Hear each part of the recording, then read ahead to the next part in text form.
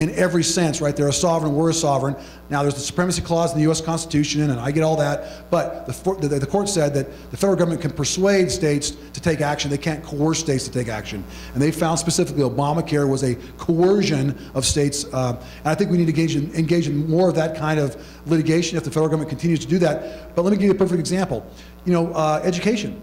Right? I mean, I think and I could be wrong, but I think it's roughly about 10% or so comes from the federal government. The rest of it we fund as a state, but that federal funding comes with so many strings and so many burdens and so many regulations that I think that we have to take a really strong look at that. Now, someone's going to say to you, well, where are you going to replace that money and how are you going to do that?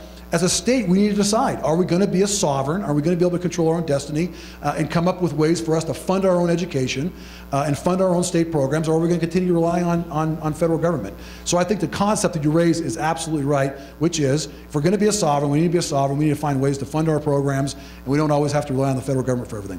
Thank you, Tom. Are there any other questions? And Kopi. Thank you, Mark. It's good to see you again. The last time you were here, I thanked you for your pro bono for opposing Obamacare, and I thank you again. Thank you. More often than not, we Republicans spend more time fighting each other than we do the opposite side. Right. But having said that, I'm wondering, why didn't you sign the questionnaire from the Republican Party as some of our other leaders have not? Well, first off, let me thank you for the question and the point. I believe in Ronald Reagan's adage. I believe if you and I agree on 80% of the issues, you and I are friends, and you're an ally. You're not a 20% traitor.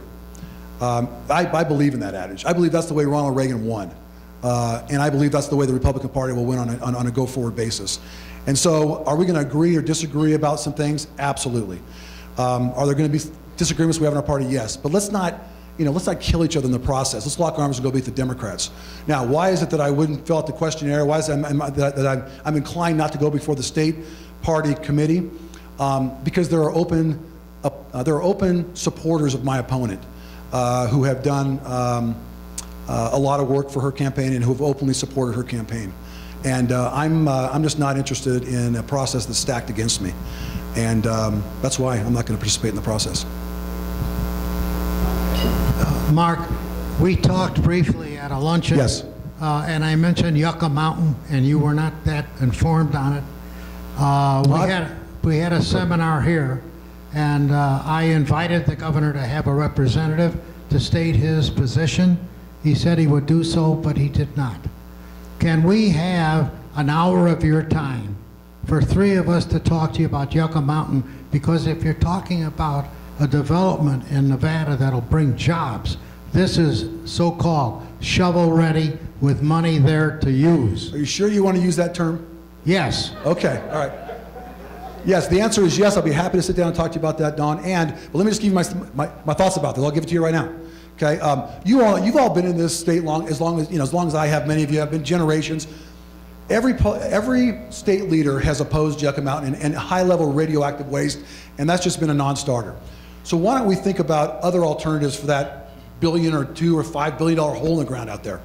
And let me tell you one of the intriguing things that has been brought to my attention. I'm not smart enough to think about this, but I like the idea and see what you all think, and I'm happy to talk about any of these things with you. But down in Southern Nevada is perfectly situated for the storage, this large storage and these large servers of data processes and data storage requirements like Google and eBay and those kind of things, and they are already storing that kind of information. As I've talked with them and the owners and the developers and the executives in that area of commerce, they said one of the things we could do is we could use Yucca Mountain to create the most safe, secure civil system, right, for businesses and for industry to store their data. We just take running high capacity fiber optic lines up into the Yucca Mountain area, and for now, using that at least for a productive way of using that facility up there. So that's one idea that somebody's talked about. I'm open to a lot of ideas. Right now, I think someone once said, figure out reality and deal with it. The reality right now is, are you going to get any state leaders who are going to come out publicly and say, yeah, let's ship radioactive waste there? And the answer is no, you're not. I mean, we've seen generations of Nevada state leaders not do that. So I think In the interim, though, we got to think about what we can do to make it productive. But Don, I'm happy to sit down with you and talk to you more about it. Good. I don't want to debate it here. Right. But I would like you to have an open mind and let us tell you that it's not a radioactive Okay. dump. Okay. Thank I'm you. happy to have an open mind. Thank you. You bet. I'd like to thank Mark. He has to leave now to try to catch a flight back to Las Vegas. Now, we thank you very much, Mark.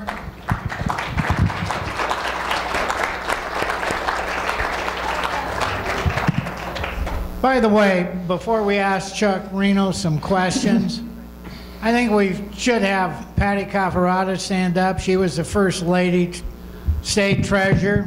Patty? All right, now if you have questions for Chuck Reno, fire away. Fire away. No, I used to live in Sparks. No, it is. I was born and raised here. My last name's really Reno. Like I said, I'm a fifth generation Nevadan. My father, it's a funny story. It's not really on my father's side, but his father came down, worked in the mines of Virginia City. He was born in Virginia City, and away you go. So yes, and I am related to the namesake, so great uncle. So yes. What's that? Any other wanna use it? questions? Any questions to Chuck? Any questions?